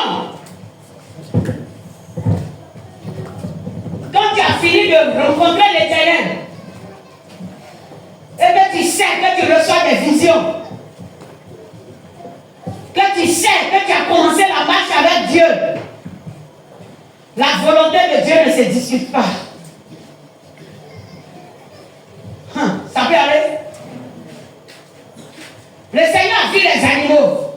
Et puis il a dit, portez l'arche sur l'épaule. Il y a des gens qui ne sont pas prêts. Non, ils veulent que Dieu descende. Lorsqu'ils vont prier, Seigneur, il y a mal à la tête. Les hommes n'ont pas venu avec Pour commencer à découper les démons. Quand toi, l'Éternel t'a donné une recommandation, est-ce que tu as obéi? Dans quel intérêt tu appelles Dieu à toi ton secours? Dis-nous ça. Dans quel intérêt tu appelles Dieu à ton secours? Quand le Seigneur a eu besoin, quand tu obéis à ses recommandations, est-ce que tu as obéi? Jésus te pose la question. Qui a fini d'obéir? Celui qui a fini d'obéir, lève la main. Ah? Il y a qu'un an. D'après les gens. Il n'existe pas. Alléluia, il n'est pas venu, non? Gloire à Jésus. Dis à ton frère, apprends à obéir. Obéir. Dis-lui, apprends à accepter même si c'est dur. Apprends à accepter même si c'est dur. Alléluia. Amen. Apprends à accepter. Même si c'est difficile. C'est que tu ne veux pas accepter que l'Éternel t'impose. Ah, ça va te rattraper. Si ça t'a rattrapé, dis merci. Sinon, si tu n'es pas mort. Ah oui. Par moment, tu peux mourir. Où ça n'est plus sur la page, hein? Mais l'âge de l'Éternel est là. Ça attend. Ça attend. Démarrer encore. Est-ce que les bœufs là ont parlé? Les bœufs sont là. Chargez-les. Alléluia. Il y a des personnes, des années dans le Seigneur, ils sont encore en train de charger l'âge de l'Éternel sur des animaux. Parce qu'ils ont un comportement animal. Ah mais oui. Mais c'est ça. La Bible nous dit qu'Adam était au milieu des animaux de la forêt. C'est pourquoi il n'avait pas trouvé un semblable. Parce que lui seul avait la connaissance de la parole. Hein? C'est affaire là. Lui seul avait cette connaissance. Donc il regarde à gauche. Le Seigneur lui donne lui des noms. Il regarde. Telle personne lui dit, regarde lui là, il gesticule, mais c'est un singe. Mais regarde lui là. Mais c'est un mouton. Et puis vous dites que Adam a donné nom aux animaux. Il a insulté les gens dans le jardin. Alors, gloire à Jésus. Alléluia. On dit, il a donné nom jusqu'à il n'a pas trouvé son semblable. Vous trouvez quelqu'un. Vous dites, ça c'est un fils de Dieu, il n'en avait pas. Adam était seul. Amen. Ce n'est pas là que je vais enseigner. C'est bien sûr, c'était une parenthèse. Alléluia. Le Seigneur va t'imposer des choses. Il faut accepter. Si tu veux vivre le temps kairos de Dieu, tu es obligé d'accepter tout ce qui t'impose. Parce que c'est le Seigneur qui connaît le futur. Et par amour pour toi, il te parle au présent. C'est tout. Par amour pour toi, il te parle. C'est comme un jour le Seigneur est venu m'a transporté, il dit ma servante allons. Je suis le Seigneur. Quand le Seigneur me dit allons, c'est bien sûr, je me vois en l'air quoi. Je ne marche pas à terre, mes pieds ne touchent pas le sol. Mais quand il a dit allons, bon, moi je le suis. On peut même traverser les murs, je vous ai déjà dit ça. Où il passe, je passe. Quand il passe dans le mur, il passe dans le mur avec et puis on s'en va. Et puis on est arrivé à quelque part. Dans une forêt, on était suspendu, on avait dit, regarde, ils sont en train de faire réunion contre toi. J'ai dit, ils disent quoi même? Le Seigneur dit, il faut les écouter. J'ai dit, Seigneur, augmente volume. Et puis il augmente volume. Et ils croyaient qu'il faut réunion moi. Mais nous, on est venus les regarder. Oh, vous ne voyez pas que c'est doux. Je me moque d'eux. Je me moque d'eux. Mais c'est doux. Parce que le Seigneur ne peut pas m'envoyer pour venir me montrer leur réunion et puis les laisser avoir la victoire sur moi. Non, c'est impossible. C'est pas possible. Je t'ai dit. On est en train de préparer le programme et puis le Seigneur m'a dit que l'ennemi est venu la garder à Angola là. Les démons étaient remplis dedans. Il a dit mon petit, si l'ennemi a envoyé cargo, c'est que l'armée des cieux déborde.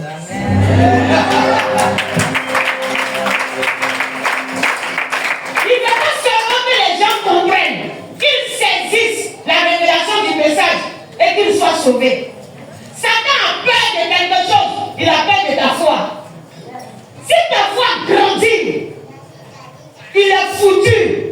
Mais lorsque tu restes à terre en train de pleurer, moi il y a un problème, mon enfant est malade, ma maman est malade, ma grand-mère est malade, et même tous mes fesses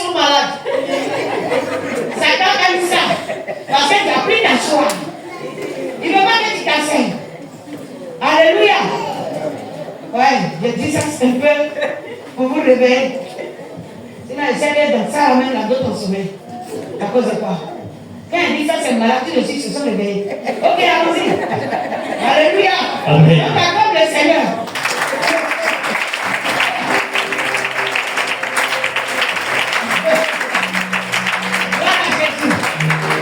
Satan aime ça. Quand tu es là, et puis chaque matin tu te réveilles, tu cites tous tes problèmes. Ma soeur, bonjour, sois bénie, est-ce que ça va? On fait avec vous. Sinon, ici est malade, ici est malade, ici est malade, ici est malade, ici est malade. Tu es malade. Ok. Tu es malade. Frère, Jésus est en bonne santé. Sois en bonne santé comme ton Seigneur est en bonne santé.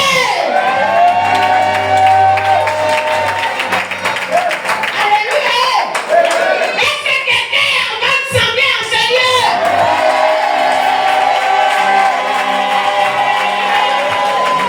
Amen. Quand ça ne va pas, peut-être que c'est la fatigue. Repose-toi un peu d'aspirine, ibuprofène. Le lendemain, tu es sur tes pieds, Dieu. Tu n'es pas malade. Alléluia. Quand tu dis je suis malade, c'est comme si c'est le mal qui prononce les choses dans toi, ta vie. Maladie, le mal a dit. Pourquoi le mal parle? C'est parce que tu ne vois pas le langage du Saint-Esprit. Dis au mal d'arrêter de parler dans ta vie. C'est le Saint-Esprit qui doit parler. Amen. Le mal n'a plus le droit de dire maladie. Quand mal qui a dit, il ne dit rien. J'ai dit, il dit. Et puis il dit là, c'est quelqu'un qui a fait en plus. Il faut le laisser. Enlève le E, c'est quelqu'un qui a fait. Quelle maladie. Tu mets qui à la fin, ça veut dire c'est le mal qui parle. Dis à ton voisin, le mal se tait. Le mal se tait. Est-ce qu'il va se taire? Yes. Prépare-toi à la veille. Parce que le mal va se taire. Amen. Amen. Le temps de ta visitation, c'est le temps Kairos pour toi. Gloire à Jésus. Donc, frère, continue la lecture, on va voir. Verset 8. Le zèle de David, lui. David fut irrité de ce que l'Éternel avait frappé Uza de tel châtiment. Quand il est irrité, vous voyez quelqu'un comme ça? Ouais, il est bien. Hein? Il croit qu'il est devenu Dieu. Parce que Seigneur, je vais combattre, va, il s'en va. Donc c'est fini. Son amitié avec Dieu là. Ah, l'orgueil a commencé à monter. Le Seigneur va baisser ton orgueil tout de suite. Amen. Ah oui, quand Jésus t'aime trop là, oh, il a la situation pour abaisser l'orgueil. Au moment où il est en train de te parler, puis tu ne comprends pas. Quand lui-même il décide de venir abaisser ton orgueil, il dit ça devient mal grave. Yes. Ça devient grave, hein? Quand Jésus abaisse l'orgueil, tu te promènes comme ça, quand ton pied quand une gravure comme ça, tu crois que c'est bien de 10 000 que tu as vu à terre.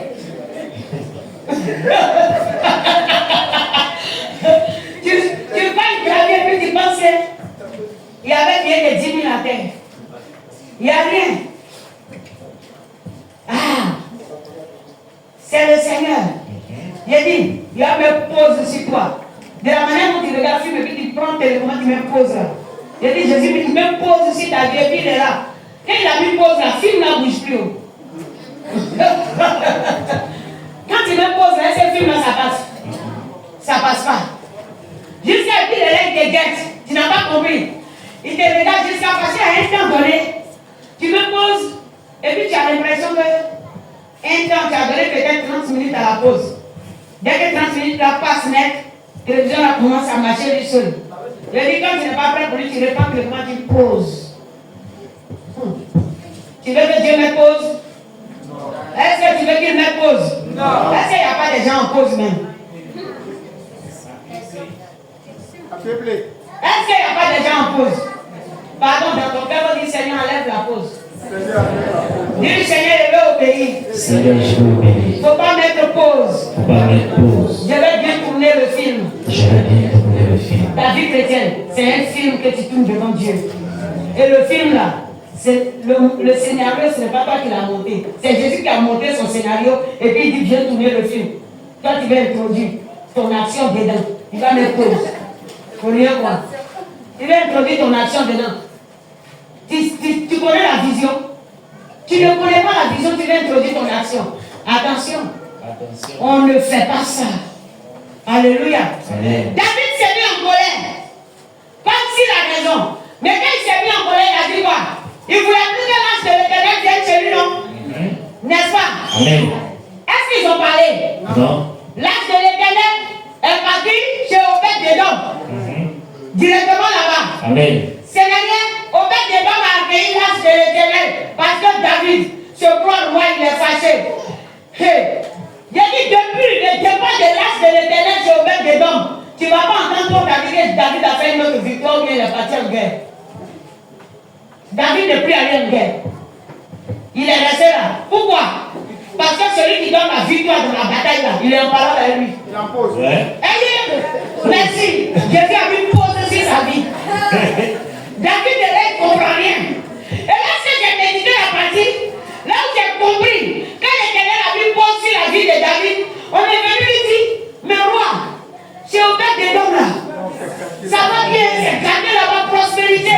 Le monsieur ne sait pas ce qu'il fait à la guerre. Même son enfant qui a aussi payé la balle, l'école est sérieux.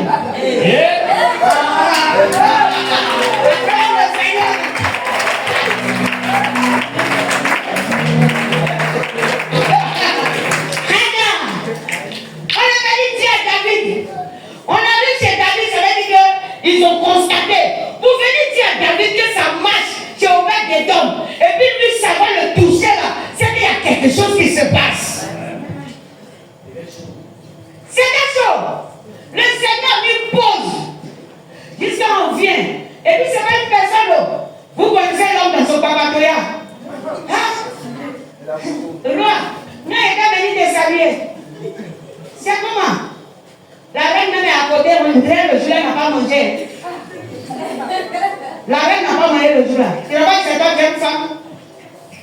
Tu n'as pas que tes amis. Ok, ça a chauffé. Il est resté tranquille. Et puis les gens viennent maintenant. On dit quoi, l'âge de l'Éternel là? C'est où même? Et puis quelqu'un dit, j'ai encore des dents. Donc c'est pas ça chaque jour, sexuellement. Avant-hier là, il avait fait anniversaire d'un enfant. Aujourd'hui même, une autre année aujourd'hui, il aurait fait anniversaire. Et puis chaque anniversaire, là, les deux qui tuent là, c'est beaucoup, hein. David est là.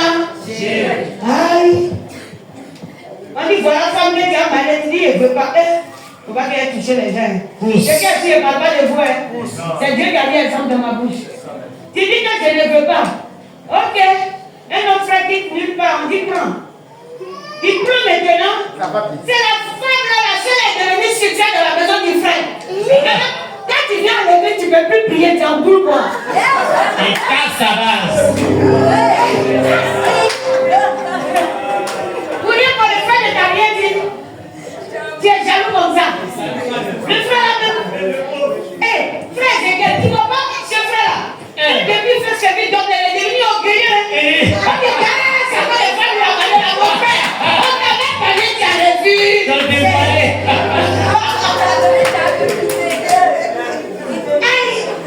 C'est pour dire que le frère est devenu orgueilleux. Il est devenu orgueilleux comment? Les païens disent si quelqu'un est. Quelqu'un prend. Et quelqu'un pourrait. Je n'ai pas dit ça. Alléluia. Vous voyez en fait. On dit viens servir le Seigneur. Tu dis non. Ceux qui s'en vont répondre à l'appel là, quand tu les vois, ils sont trop malheureux. L'autre a répondu à l'appel. Depuis on a fait payer son billet d'avion, il s'en va exercer en France. Tu dis que toi on t'a laissé. On ne t'a pas laissé mon frère. On fait partir en France ceux qui sont en train de servir Dieu. Toi tu dis tu veux travailler, mais va voir ton patron de société. Amen. Ah, c'est fort. Merci. Mais appelez en tant que. Hein? Ah, ils vont couper votre place. Je vais poser, non? Il y a des beaux projets en cours. Mais ce n'est pas comme de ces projets-là venir les appeler quoi. Moi, mais j'ai Dieu qui me reconnaît appelé. Quand tu n'es pas appelé, c'est que tu n'es pas appelé. Amen. Gloire à Jésus. Amen. On dit ça bouge bien chez Obed-Edom. Ah, ça n'arrange pas David. Comme il est roi, même si Obed-Edom dit ne donne pas l'âge de l'Éternel, c'est problème. Donc, il va organiser maintenant pour aller reprendre l'âge, n'est-ce pas? Allons-y, frère. Verset 9. Ouais. David eut peur de l'Éternel dans ce jour et il dit, comment l'âge de l'Éternel entrera-t-elle chez moi? Et ça ne va pas entrer chez moi. Il ne voulut pas retirer l'âge de l'Éternel chez lui dans la cité de David et il a fait conduire dans la maison d'Obed-Edom à Gad. L'âge de l'Éternel resta 3 mois dans la maison d'Obed-Edom. 3 mois seulement. Vous avez vu, non? Regardez à quelqu'un, pardon, obéir à Dieu. Pardon, obéir à Dieu. 3 mois seulement. Obed-Edom a fini de construire toutes ces villas. Ouais. Et puis chaque jour, il fait l'anniversaire de tous ses enfants.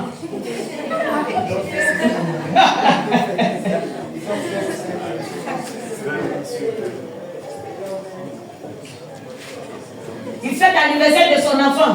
Il fait l'anniversaire de sa femme. Il fait l'anniversaire de son oncle. Il fait l'anniversaire de son papa. Il fait l'anniversaire de son grand-papa. Non, l'argent est trop. Amen. Alléluia. Amen. En tout cas, sa femme porte talon pour aller au champ.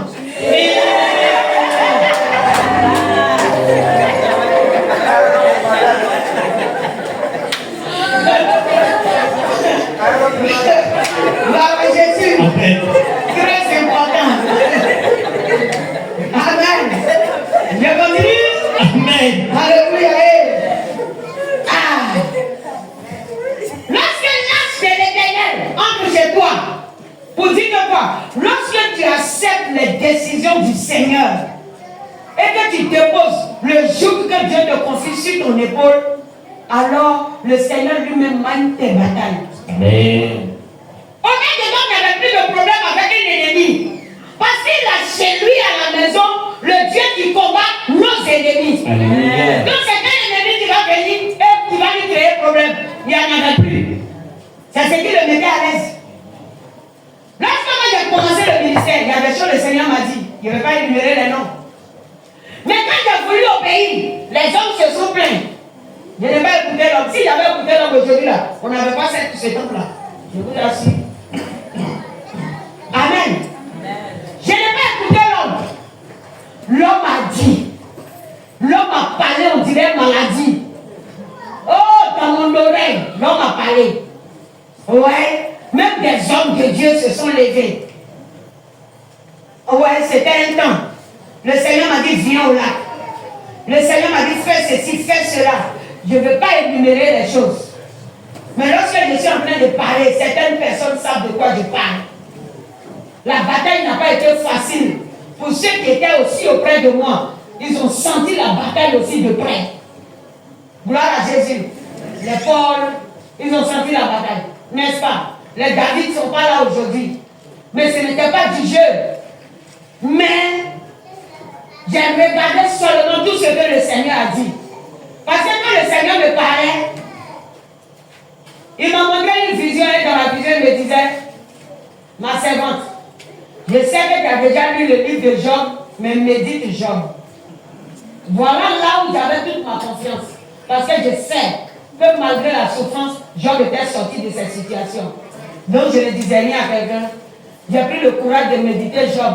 Et puis aujourd'hui, voici le résultat. Alléluia. Le résultat est là.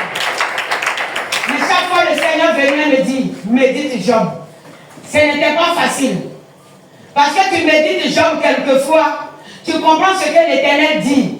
Mais lorsque tu reviens dans ton corps, qui est la chair, qui a ses yeux gros, qui voit tout sur... Ah! La chair voit tout. Et puis les oreilles charnelles entendent tout. C'est pourquoi la langue charnelle veut dire tout. Il faut apprendre à dompter tes sens pour l'Éternel. Ouais. J'ai dit, un jour de difficulté là, je me suis levé à 5 h du matin matin. Parce que ça devenait des nuits blanches. L'homme ne dort pas. Les difficultés étaient trop. J'ai dit, je me suis levé sans rien dire à quelqu'un. Je suis allé à la gare. Il y a vu le personnel de quelqu'un, je suis monté dedans. Il dit, tu vas où? J'ai dit, toi, tu vas où? Il dit, c'est qu'elle va s'arrêter à Gano et puis que j'ai dit, allons-y. Oui, personne n'a su ça. Ça aujourd'hui n'est pas de ça. C'est ceux qui a su. C'est ceux qui a su même. Papa n'a pas été au courant. Je n'ai rien dit à quelqu'un. Et puis je suis monté, je suis parti. J'ai dépassé Soubré. Oui, j'ai dépassé même Soubré. Et puis Mel a appelé sur mon portable. C'est aujourd'hui, tu entends ça, non? Ah bon.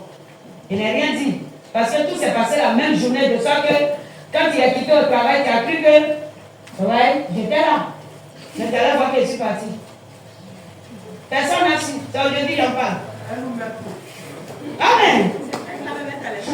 Les problèmes du ministère.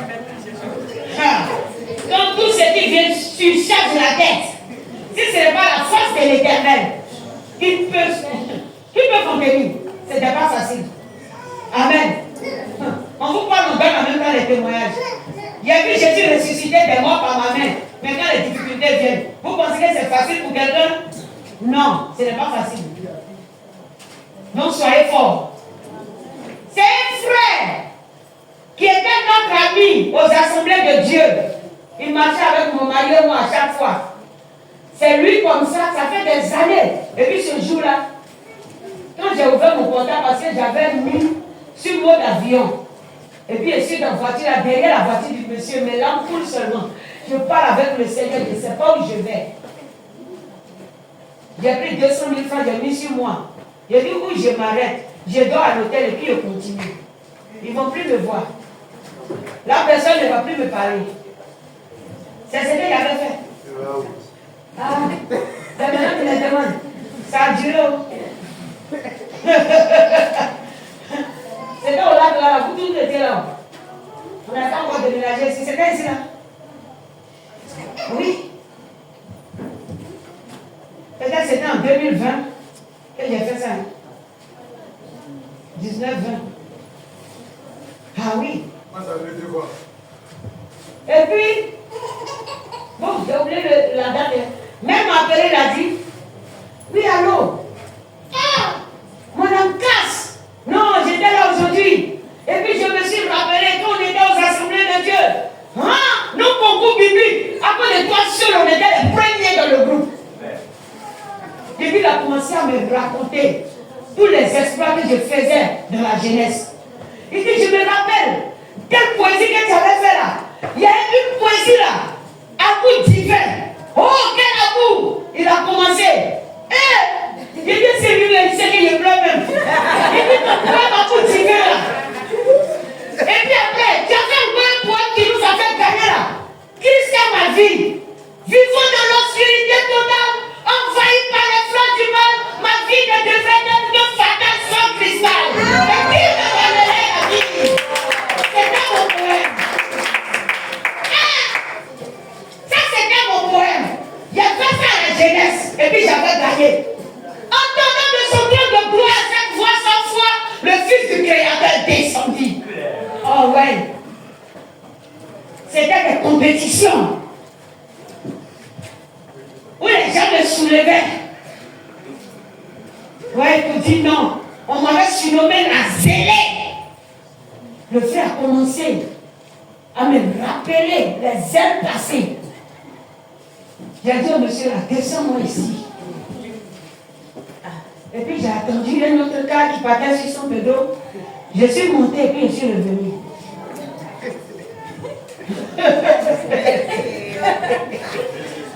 Ouais. Sachant que même dans nos difficultés, l'Éternel est là avec nous. Parce que seulement Dieu m'avait imposé quelque chose que les hommes ne voulaient pas voir. Ça me fatiguait. Non seulement quand ça t'énerve, et puis les hommes autour de toi t'énervent. Le jour de Jésus, c'est ce qui t'énerve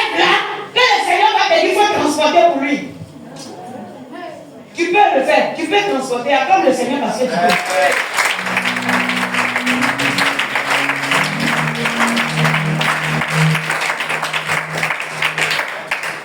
Waouh! Tout est énervant. David se fâche parce qu'on a frappé Uza. La volonté indiscutable du Saint-Esprit, c'est ce que l'Esprit veut que tu fasses. Amen. Tu as rencontré Dieu. Il y a ce qu'il va t'imposer, que les hommes ne peuvent comprendre. Mais tu n'as pas besoin que quelqu'un te comprenne. Si Dieu te comprend et que tu comprends Jésus, ça suffit. Laisse les hommes. Ils ne peuvent te comprendre. Oh, l'heure est partie. Oh, Yacoub. Découpez alors. Défais un peu. Défais un peu. Il y a la veille, hein? Oui, c'est pas aujourd'hui. Mais c'est bien sûr. On peut terminer demain puis embrasser l'autre, non? Ça peut aller? Il est quelle heure? 21h07. Ok. C'est pas grave. Tu peux dire à quelqu'un la volonté indiscutable de Jésus. La volonté indiscutable de Jésus. Alléluia. Amen. Ce texte-là, je dois terminer ça demain. Le passage là, demain là, on va terminer. Et puis vous allez comprendre. Amen. Mais commence déjà à positionner ton cœur. Pour dire, si j'ai chassé Osias, je dois accepter la volonté du Saint-Esprit. Parce qu'Osias, c'était les penchants de mon cœur. Osias, c'était ce que tu voulais. Osias, c'était ton analyse personnelle. Mais maintenant, l'âge de l'Éternel, c'est l'imposition de Dieu. Amen. Parce que David ne pouvait pas laisser l'âge de l'Éternel hors de sa vie et continuer son règne. Son règne a pris pause. Il a mis pause quand l'âge est parti. Mais demain, nous allons voir. Quand l'âge va revenir, David est devenu dangereux. Oui, il est devenu très dangereux. Doublement dangereux. Jusqu'à même les gens pouvaient se plaindre de lui. Aïe, toi, roi comme ça là, tu es en train de danser devant ton peuple quoi. Non, attends, cette partie-là, on va passer un peu. Pardon, on va voir un peu. David retourne l'âge chez lui. Quand il a retourné l'âge, il a fait quoi? Non, il s'est demandé pardon à Dieu. Vous vous déconnez, vous partez, vous revenez, vous voulez qu'on n'a pas vous établir en même temps sur vos activités comme si rien n'a été. David n'a pas fait ça. Hein? Qu'est-ce que David a fait? Quelqu'un vous me dit ça? Il a fait. Il a pris l'âge de l'Éternel. Cette fois-ci, il n'a pas pris peur. Il a pris les sacrificateurs. On a mis l'âge de l'Éternel sur l'épaule des sacrificateurs dont il connaissait. Il est revenu à lui. Il n'a pas dit les peuples est venu à cause de la royauté. Il avait voyagé, mais il est revenu. Cette fois-ci, l'âge de l'Éternel quitte chez Obed-Edom. On dit lorsqu'ils ont fait 1, 2, 3, 4, 5, 6 pas. David a arrêté vous là. Je dois faire sacrifice d'abord avant que l'âge va continuer. Alléluia. Tu reviens à Dieu dans ta rébellion, tu ne peux même pas lui dire merci. Parce qu'il ne t'a pas tiré dedans. Et puis tu veux faire malin. Hein? Toi tu quittes dans ton hôtel avec tes gars, tu reviens le matin, tu veux prendre le micro. Et puis quand le Seigneur t'arrache le micro, tu trouves que non, on t'a trop humilié. Non, on t'a humilié là. Voilà maintenant, nous tous on a vu ce qui était caché. Le Seigneur a arraché le micro à quelqu'un ici dans l'église là. Qui était au courant? Voilà. Qui était au courant? Voilà. Qui était au courant quand parmi les hommes? Quand tu n'étais pas au courant, tu étais au courant. Le Seigneur a dit de prendre le micro. Déjà, il y avait un problème en bas. J'ai dit, mais je lutte. Jusqu'à je reste là-bas. Puis le Seigneur vient me trouver. Va prendre le micro. La personne qui dirige là ne veut pas. J'ai dit, c'est pas que la personne est quittée à quelque part. Je suis venu, j'ai pris le micro. Ça n'a pas duré, on a vu la chose. Vous avez vu, non? Soyez en esprit avec Dieu. Moi-même, après le vie, je demande à la personne pourquoi le Seigneur t'arrache le micro. Elle dit, moi, elle ne sait pas. Ah, pourquoi vous êtes sorcier?